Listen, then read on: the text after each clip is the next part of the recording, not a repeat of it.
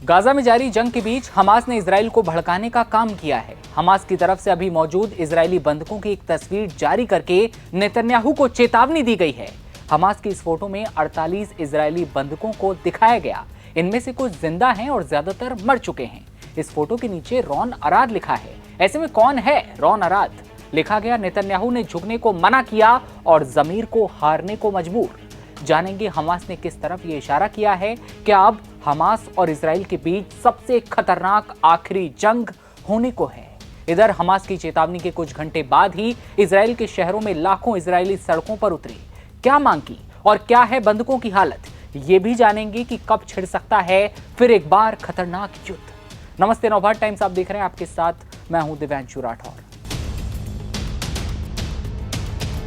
Gaza city पर Israeli हमलों के बीच हमास की आर्म्ड विंग कसम ब्रिगेड्स ने शनिवार को 48 इजरायली बंधकों की तस्वीरें जारी की हैं और इस फोटो में जिंदा और मरे हुए सभी बंधकों के चेहरे शामिल किए गए। ये कुछ ऐसा है जैसे इजराइल और नेतन्याहू को युद्ध के लिए ललकारना। कहा जा रहा है कि इन इजरायली बंधकों में से ज्यादातर की मौत हो चुकी है। कई वीडियो वायरल हुए जिनमें बंधकों को अपनी खुद की कब्र खोदने का दावा किया गया, लेकिन अब जो तस्वीरें सामने आई हैं उनमें हर फोटो के नीचे रॉन अराद लिखा है। हम ये भी समझेंगे कि क्या इजराइल और गाजा के बीच फुल एंड फाइनल जंग हो सकती है, लेकिन उससे पहले आइए जानते हैं कौन है Ron Arad. Ron Arad Israeli वायुसेना के कैप्टन थे जिनका विमान 1986 में लेबनान में गिरा था। उन्हें अमल मूवमेंट में पकड़ा गया और बाद में हिजबुल्लाह को सौंप दिया गया। अराद के बारे में माना जाता है कि उनकी मौत हो चुकी है, हालांकि इसके पुख्ता सबूत कभी सामने नहीं आ पाए। हमास ने सीधी धमकी दी कि अगर इजराइल का हमला जारी रहा तो बंधकों का हश्र भी रॉन अराद जैसा ही होगा, यानी ना जिंदा मिलेंगे और ना ही मरे हुए।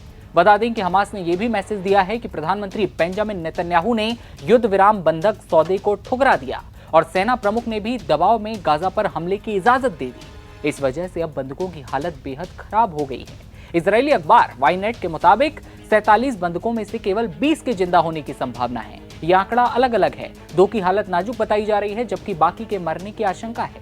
हमास के सशस्त्र विंग अल कसम ब्रिगेड ने कहा, आपके कैदी गाजा के अलग अलग इलाकों में हैं, उनकी जान की जिम्मेदारी हमारी नहीं होगी क्योंकि नेतन्याहू ने उन्हें मरने का रास्ता चुनने लिया है।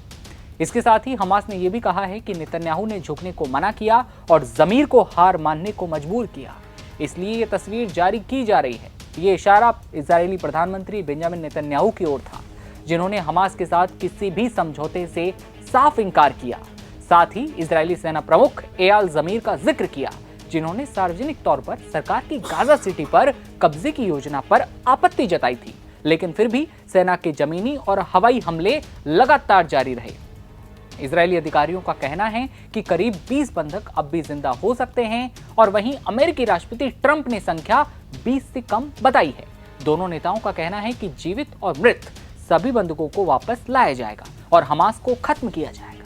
इधर हमास बार बार चेतावनी दे रहा है कि इजराइल के बढ़ते हमले और जमीनी घुसपैठ से बंधकों की जान खतरे में है। समूह का दावा है कि बंधकों को गाजा सिटी के अलग अलग मोहल्लों में रखा गया है। हमास की इसी चेतावनी के कुछ घंटे बाद ही तेल अवीव और दूसरे शहरों में लाखों इजरायली लोग सड़कों पर उतरने वाले थे। प्रदर्शनकारियों ने सरकार से युद्ध खत्म करने और सभी बंधकों की सुरक्षित वापसी के लिए तुरंत समझौता करने की मांग की, लेकिन युद्ध है कि रुकता ही नहीं। इससे पहले इसी महीने हमास ने 2 बंधकों का वीडियो जारी किया था। करीब 1 महीने पहले भी 2 और बंधकों की तस्वीरें दिखाई गई थी, जिनमें से एक को खुद अपनी कब्र खोदते दिखाया गया। इन तस्वीरों ने बंधकों के परिवार और इजरायली सरकार के भीतर गुस्सा भड़का दिया था।